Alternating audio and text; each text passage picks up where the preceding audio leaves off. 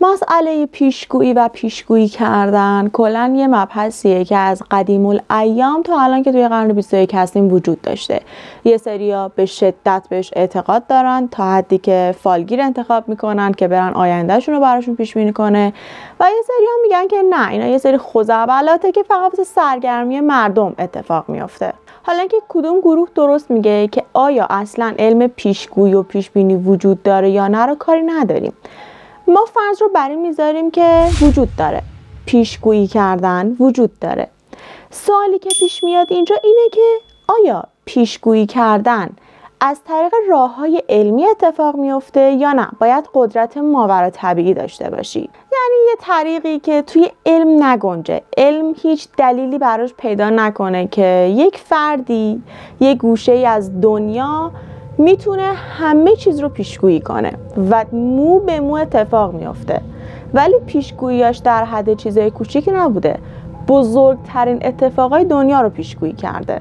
و بنابراین دقیقاً قراره توی این ویدیو بریم سراغ همون آدمی که در یک گوشه از این دنیا داره پیشگویی میکنه و تمام کسایی که گفتن پیشگویی وجود نداره رو یه تنه برده زیر سوال. پس سلام، من رنا هستم، به یه ویدیوی دیگه خوش اومدید. بریم سراغ ویدیو.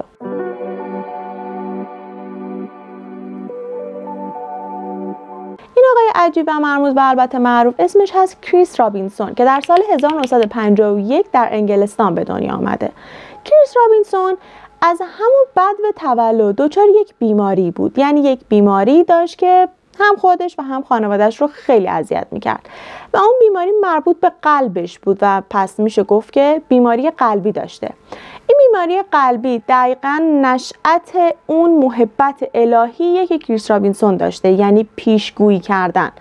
حالا چه ربطی به بیماریش داشته رو جلوتر متوجه میشید، ولی بدونید که این بیماری انقدر خود این بچه و این خانواده رو اذیت میکرده که تا سن 10 سالگی رابینسون باید صبر میکردن و دقیقاً توی همون سن، یعنی 10 سالگی، باید جراحی میشده تا زجرش رو کمتر کنه یا حتی درمان بشه. عمل کریس رابینسون با موفقیت انجام میشه و بیماریش کاملا بهبود پیدا میکنه، یعنی قلبش مثل ساعت کار میکرده.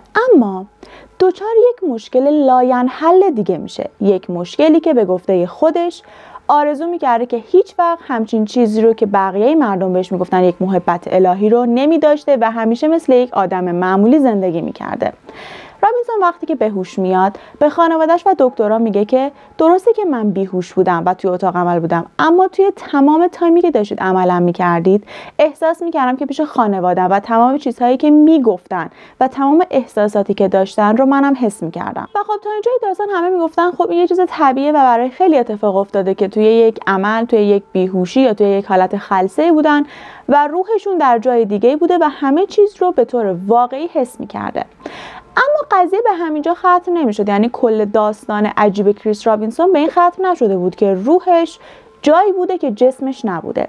داستان انقدر عجیب تر بوده که کریس رابینسون دقیقاً بعد از عملش شروع میکنه به خوابهای عجیب و غریب دیدن، یعنی یک خوابهایی میدیده که 10 لول از کابوس و رویاهای وحشتناک بدتر بوده. در واقع بدتر بوده به این خاطر که کریس رابینسون میگفته که آقا من هر خوابی که دارم میبینم مو به مو داره توی عالم واقعیت اتفاق میفته و این لول بندی داره، یعنی فقط مربوط به مسائل خودم با خانوادم نیست.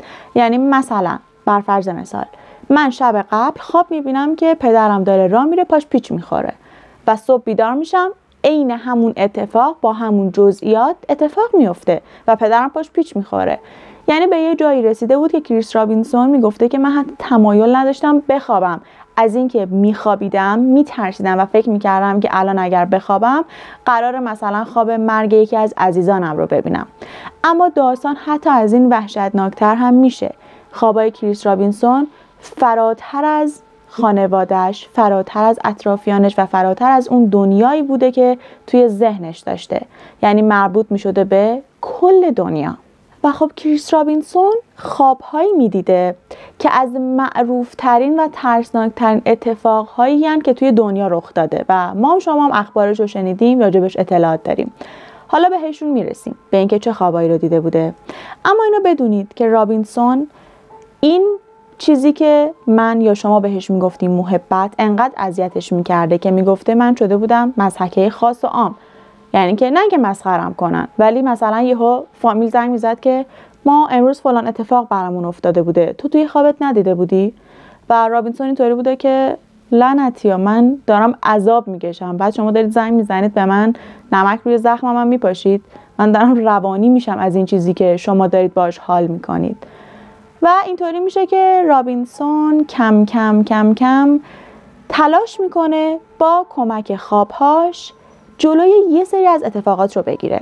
یعنی پیش خودش میگه که خب اوکی، من که این استعداد رو دارم عذابش رو که میکشم، یعنی دارم میبینم که مثلا قراره چند وقت دیگه یک اتفاق وحشتناکی بیفته، پس چرا نرم جلوش رو بگیرم؟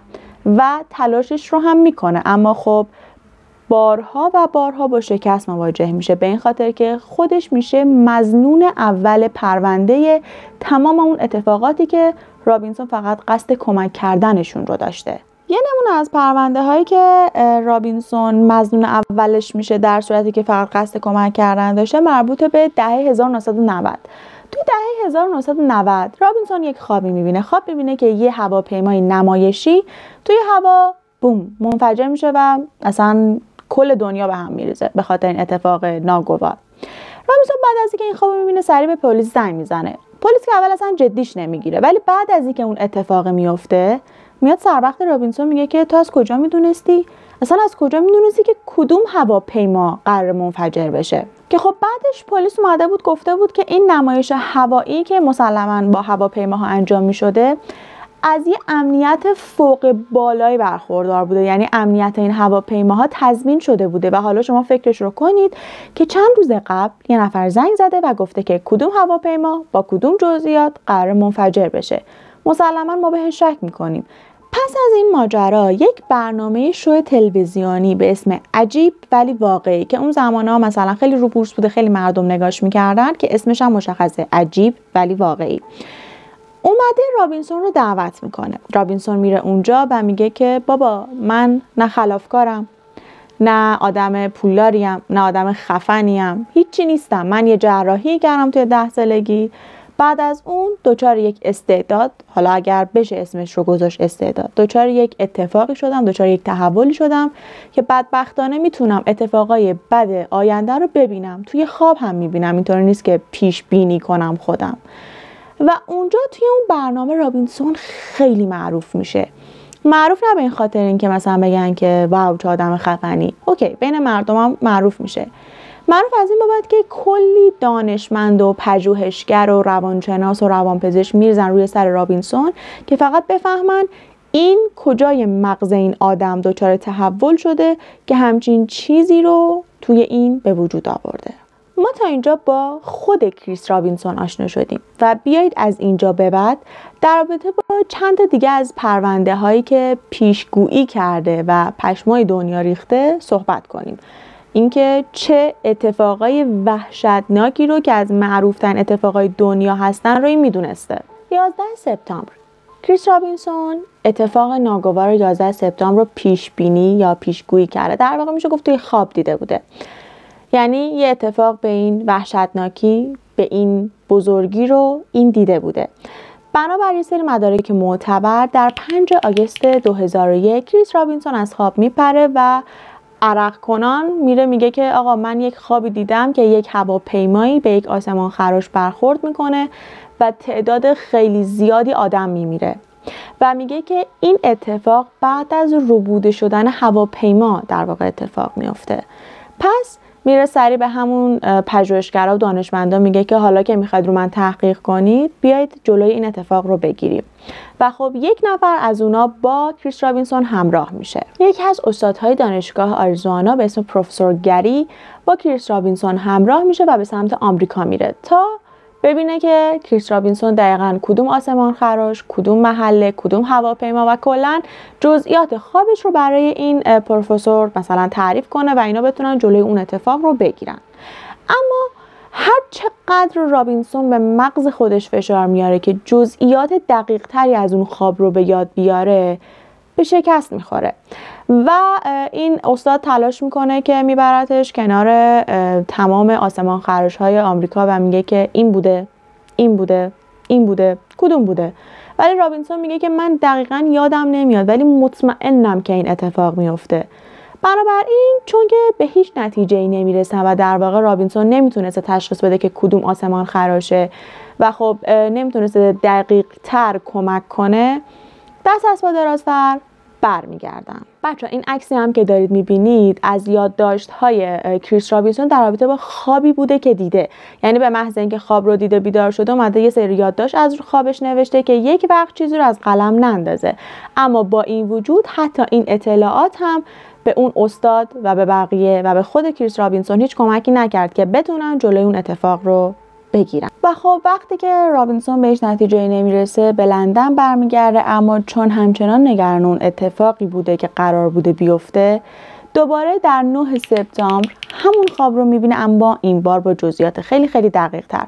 بلافاصله وقتی که بیدار میشه با پلیس تماس میگیره و پلیس اینجوری بوده که هیچ واکنشی نشون نداده، تا جایی که حتی رابینسون به سفارت آمریکا هم نامه میفرسته و میگه که خواهشاً جلوی این اتفاق رو بگیرید، اما اونا هم جدی نمیگیرن و بعد از تاریخ 11 سپتامبر که همون اتفاق میفته همه میرزن روی سر کریس رابینسون و میگن که تو از کجا میدونستی؟ و باز هم کریس رابینسون تبدیل میشه به مظنون اول پرونده 11 سپتامبر. و خب چی میشه که رابینسون نجات پیدا میکنه؟ تمام پژوهشگرا دانشمندایی که روی این آدم کار میکردن میان با توجه به اسناد و مدارک پزشکی که داشتن ثابت میکنن که بابا این آدم توی خواب آینده رو میبینه و بارها و بارها در قبل هم این اتفاق افتاده بوده و اینجوری میشه که رابینسون نجات پیدا میکنه. اما نجات پیدا کردنش به این شکل اتفاق میفته که پلیس و دولت از اون میخوان که بیا با پلیس همکاری کن، بیا هر اتفاق بدی رو که توی خواب میبینی قبلش به ما بگو که ما بتونیم جلوی اون اتفاقا رو بگیریم. و رابینسون هم میگه من که دارم زجر میکشم، همون حرفی که یکم قبل‌تر توی ویدیو گفته خب من که دارم زجر میکشم، حداقل بذار کمک کنم به آدما که جلوی اتفاقای بد رو بگیریم. و رابینسون تبدیل میشه به کاراگاه خوابها، یعنی لقبیه که بهش دادن. کاراگاه بوده اما کاراگاهی بوده که توی خواب آینده رو میدیده و شروع میکنه به پلیس کمک کردن. از نمونه همکاری های رابینسون با پلیس و البته پلیس با اون که بعد از کلی مظنون کردنش بالاخره بهش گوش دادن برمیگره به سال 2013 که توی سال 2013 رابینسون یک خوابی میبینه که یک حمله تروریستی قراره توی یکی از هتل‌های لندن اتفاق بیفته و خب با کمک رابینسون موفق میشن جلوی این حمله رو بگیرن و اون تروریست‌ها رو دستگیر کنن. یا یک نمونه دیگه برمیگره به 23 ژانویه 2010 که دوباره خواب میبینه که یه بمبگذاری توی یک جای از بغداد قرار اتفاق بیفته، اما متاسفانه دیر میجنبن و دقیقاً عین همون بمبگذاری مجدداً اتفاق میفته. یعنی همون سوالی که اول ویدیو پرسیدم که گفتم من کاری ندارم با اینکه اونایی که میگن پیشگویی کردن وجود داره یا وجود نداره، ما فرض رو بر این میذاریم که وجود داره. پس اگه وجود داره این پیشگویی ها از طریق راه‌های علمی اتفاق میفته یا از طریق راه‌های ماورالطبیعی؟ چون دقیقاً بعد از یک جراحی قلب رابینسون دچار همچین استعدادی شد. باز هم میگم نمیشه اسمش رو استعداد گذاشت، از نظر خودش یک اتفاق ناگوار. آیا علمی بوده یا اینکه نه مربوط به یک انرژی فوق‌العاده بالایی که رابینسون دریافتش کرده بوده؟ این آدم کمک‌های خیلی خیلی زیادی تونست به کل دنیا بکنه، به پلیس‌ها و به کاراگاه‌ها، حتی جاهایی که خودش به مشکل خورد و میدونست که به مشکل میخوره، اما باز هم اون روحیه انسان دوستانش اجازه نمیداد که بی تفاوت باشه و سعی میکرد که در حد توانش یک قدمی برداره، هرچند که بارها و بارها خودش مظنون اول تمام پرونده ها بوده.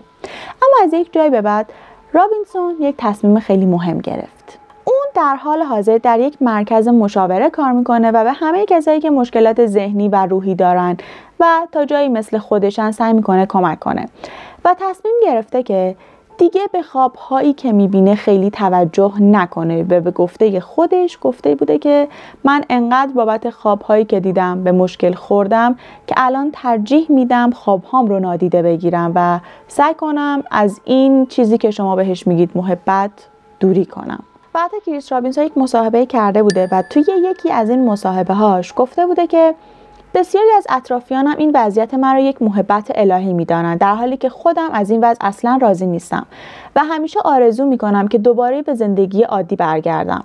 بارها در خواب دیدم که قرار است برای اطرافیانم اتفاق بدی رخ دهد یا از دست دادن افراد خانواده‌ام را در خواب دیدم و کنار آمدن با این موضوع بسیار کار سختی است. الان اگر شما جای کریس رابینسون بودید چیکار می‌کردید؟ خوشحال بودید از وضعیتی که داشتید یا نه مثل کریس رابینسون میگفتید که بابا من میخوام مثل یک آدم معمولی باشم، نمیخوام ببینم که مثلا بابام قراره چه جوری بمیره یا چه میدونم یک جایی از دنیا چطور قراره هزاران آدم بمیرن؟ کدومشو ترجیح دادید؟ این که این خوابها رو میدیدید و کمک میکردین یا نه این خوابا رو نمیدید و مثل الان که یک انسان معمولی هستید انسان معمولی میبودید؟ البته گویا که خیلی از مردم رفته بودن و از کریس رابینسون خواسته بودن که همچنان به کمک کردنت ادامه بده و مثل همون اتفاقی که توی هتل خواب تو جلوش رو گرفته بود همچنان جلوی یه سری اتفاقهای بد رو بگیر. اما اینکه الان رابینسون این کار رو میکنه یا نمیکنه رو من نمیدونم، میتونید خودتون به راجبش تحقیق کنید اگر که دوست داشتید. اما مثل همیشه مرسی که تا اینجای ویدیو با من همراه بودید. حتما نظرتون رو راجع به این که به پیشگویی کردن اعتقاد دارید، تا حالا براتون پیش اومده که یک کسی پیشگویی کرده باشه و عین اون اتفاق افتاده باشه یا نه، واسم کامنت کنید. برای خودم یه دونش پیش اومده و وحشتناک بود، عین همون اتفاق افتاد. به هر حال برید ویدیوهای قبلی رو ببینید، منتظر ویدیوهای بعدی باشید، لایک کنید، کامنت بذارید، سابسکرایب کنید. چی میشه مگه؟ دوستتون دارم. منتظر ویدیوی بعدی باشید. خداحافظ.